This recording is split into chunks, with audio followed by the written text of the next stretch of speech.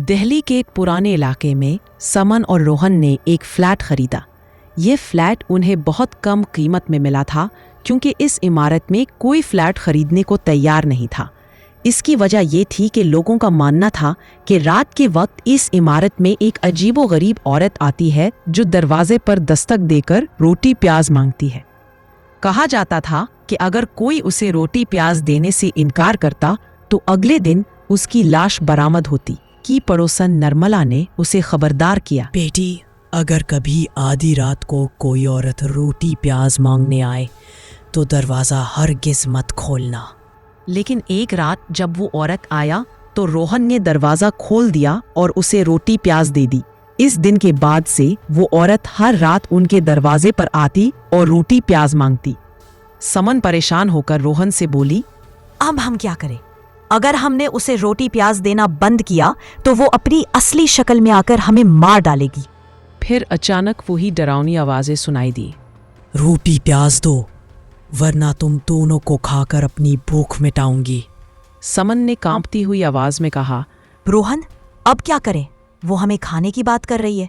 घबराओ मत समन, मैं कुछ सोचता हूँ। दरवाजे की जंगर बजी। रोहन ने दरवाजे की आंख से बाहर झांका। वो औरत वहीं खड़ी थी। उसकी आंखें सुर्ख थीं और चेहरा भयानक लग रहा था। वो औरत चीखती हुई बोली, रोटी प्याज दो वरना तुम दोनों को खाकर अपनी भूख मिटाऊंगी। कहाँ हो तुम? जल्दी से रोटी प्याज लेकर आओ। रोहन ने कहा, मुझे दरवाजा खोलना ही पड़ेगा वरना ये दरवाजा तोड़ देगी। डरते हुए रोहन ने दरवाजा खोला। वो औरत गुस्से से बाहर खड़ी थी। उसकी आंखें सुर्ख थीं और वो अपनी असली शक्ल में तब्दील होने ही वाली थी। वो गुस्से से बोली, तुमने देर क्यों लगाई? जाओ जल्दी से रोटी प्याज लेकर आओ। जी, आप बैठ जाएं, मैं लेकर आता हूँ। समन जल्दी से बावर्ची खाने में गई और रोटी प्याज बनाने लगी।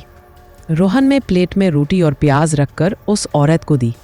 उसने जल्दी जल्दी खाना शुरू कर दिया, लेकिन उसकी भूख पूरी नहीं हो रही थी। समन थक कर बोली, अब मैं और नहीं बना सकती।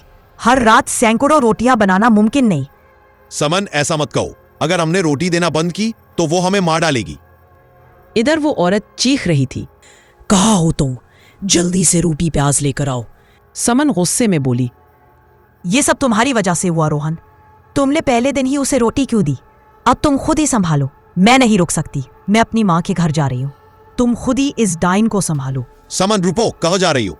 ये कहकर समन ने कमरे की खिड़की से चादर लटकाई और नीचे उतरने लगी। इधर वो औरत गुस्से से पागल हो रही थी। उसका चेहरा मुकम्मल तौर पर डाइन में बदल गया। पड़ोसी अपने दरवाजों से झांक रहे थे।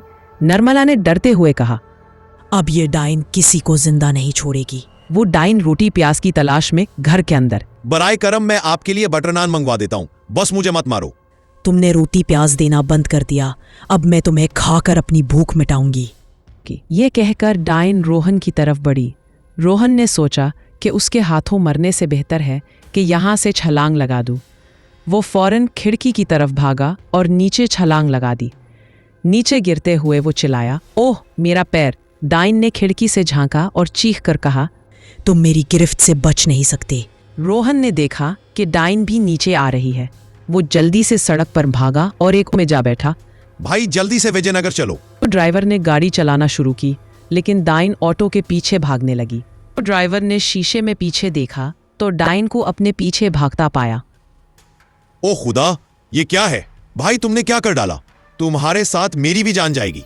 फौरन उतर जाओ मेरी ऑटो से। रोहन ने इल्तिजा की, नहीं भाई, रुकना मत, वरना ये हमें मार डालेगी। ड्राइवर ने तेज रफ्तारी से गाड़ी चलाई और रोहन को विजयनगर पहुंचा दिया। रोहन ने ऑटो से उतरते ही फौरन समन के माँ बाप के घर का दरवाज़ा खटखटाया। अम्मी, दरवाज़ा खोलें, जल्दी करें। समन ने खिड़की से झांका तो रोहन को देखकर हैरान रह गई। समन की माँ ने कहा, अब मैं क्या करूं? तुम दोनों ने मुझे भी मौत के मंढे में धकेल दिया। फिर अचानक समन की माँ को ख्याल आया। वो फौरन में गई और वहाँ से लड्डू लाई। उन्होंने रोहन से कहा, ये लड्डू वाली रोटी इस डाइन को खिला दो। रोहन ने डरते हुए कहा, अम्मी क्या ये काम करेगा? समन की माँ ने कहा, बेटा डरो मत। रोहन ने दरवाज़ा खोला और डाइन को लड्डू वाली रोटी दी। डाइन ने गुस्से से कहा, ये क्या है? मुझे तो रोटी प्याज चाहिए। रोहन ने कहा। आज मीठा खा लो, ये बहुत मजेदार है। मेरी सास ने खास तुम्हारे लिए बनाया है। डायन ने लड्डू वाली रोटी खाई। जैसे ही उसने लड्डू खाया उसका हाल बिगड़ने लगा। वो चिल्लाई, अरे तुमने मुझे क्या खिलाया है? मुझे क्या हो रहा है? ये कहते हुए डायन आग में जलने लगी। घर में फिर से वही पुरसुकून और खुशियां लौट आईं। हमारे चैनल को सब्सक्राइब करना मत भूलना।